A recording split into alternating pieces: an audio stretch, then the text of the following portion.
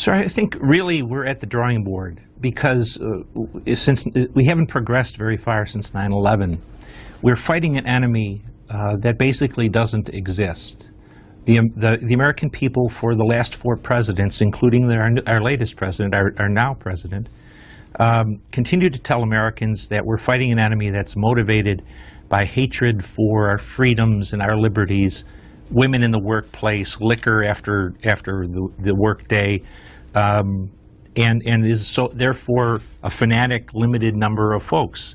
Nothing could be further from the truth. What are they motivated by? They're motivated by the impact of our foreign policy, particularly our support for tyranny.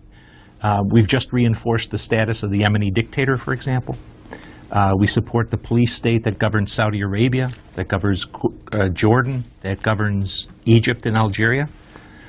We give unqualified support to the Israelis in terms of money and armaments.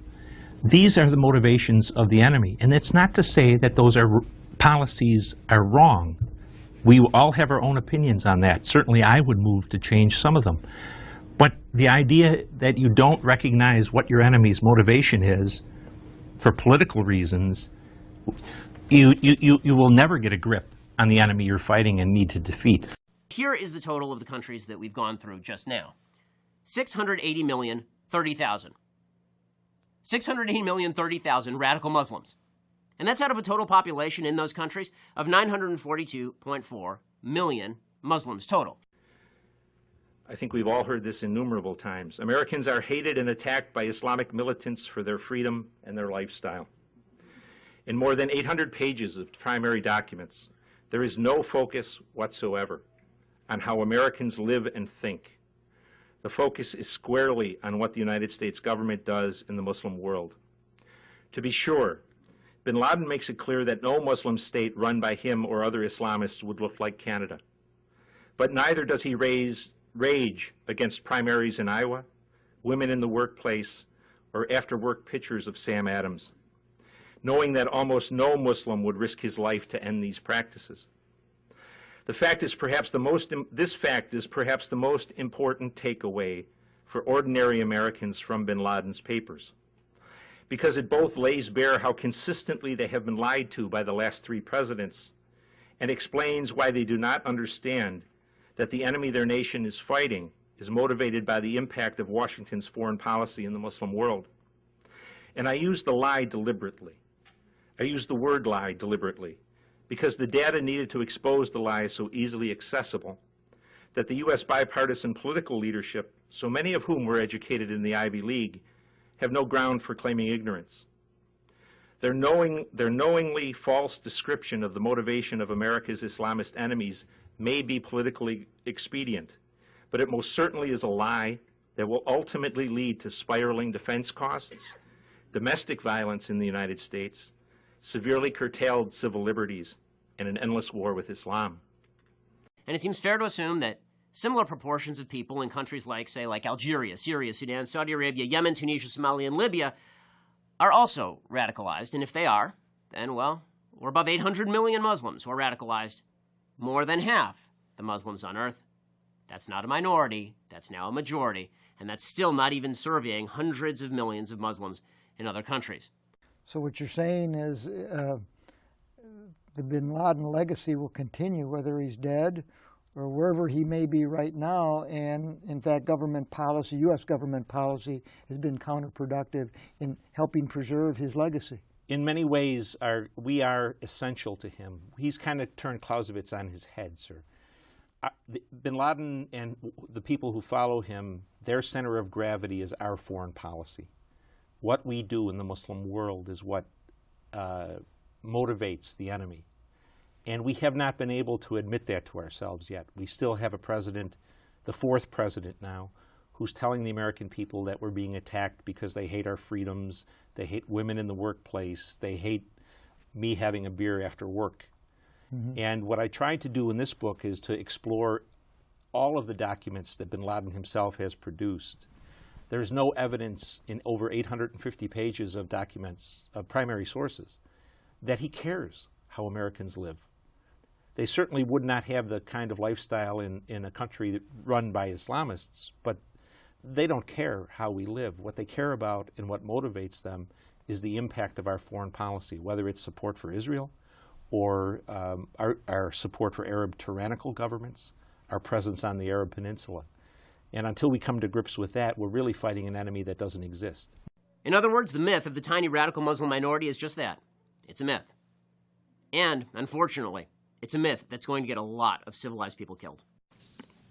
Now for Saudi Arabia and the other Gulf Arab tyrannies that govern the states adjacent to what we too often forget is referred to by the Sunni world as the Arabian Gulf.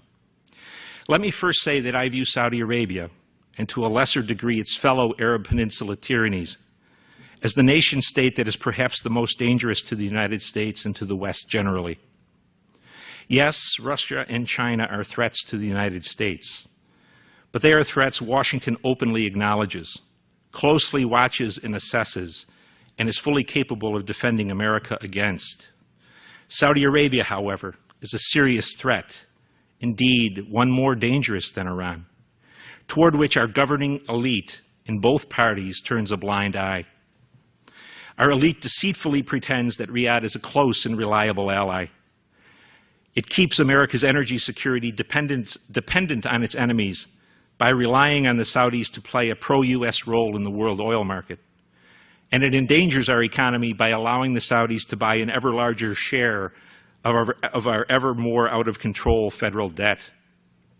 In addition, the Saudis over the past 30 years have built a highly effective lobby in the United States, which is as pernicious, effective, and corrupting as IPAC, but more quiet and subtle.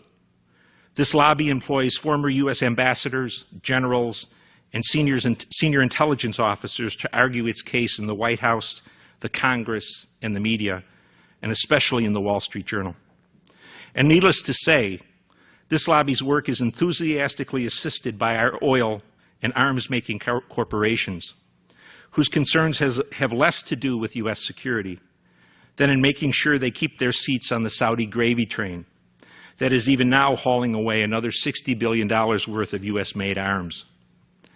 Due to these factors, U.S. leaders never tell Americans the truth about the kingdom, which is that since the 1970s oil boom started an enormous transfer of Western wealth to the peninsula, the Saudis have quietly exported a brand of Sunni Islam that has radicalized much of the historically defined Sunni Middle East region, and which is now Arabizing Muslim populations in places like Indonesia, Malaysia, Pakistan, Afghanistan, India, the Balkans, the North Caucasus, and sub-Saharan Africa. Last year in Nigeria, for example, where Saudi and Gulf missionaries have long labored and spent large sums of money, an Islamist group known as Boko Haram amended its theretofore local agenda to name the United States as its #1 target for, quote unquote, America's oppression and aggression against Muslim nations, particularly in Iraq and Afghanistan, and because of its blind support for Israel, close quote. More immediately dangerous for the West, however, are the Saudi regime-funded activities of its surrogate Islamist clerics in the United States and Europe, especially in the United Kingdom. For more than 30 years, the Saudis' domestic religious establishment, which controls education, social policy, and missionary work, has brought Western Muslims to the kingdom for theological training in its religious universities. These men return to the West to preach what only can be described as a martial-oriented Islamist imperialism, a vision of the world as wholly Islamic, which for the West would mean that Christian and Jewish populations could convert, accept subordination to Islam, or face elimination. These Saudi-trained preachers are prominent in mosques in the United States and in Europe, and have secured positions as chaplains in Western universities, prison systems, and militaries. This is not to say, let me stress, that all American or European Muslim communities share this martial and expansionist orientation.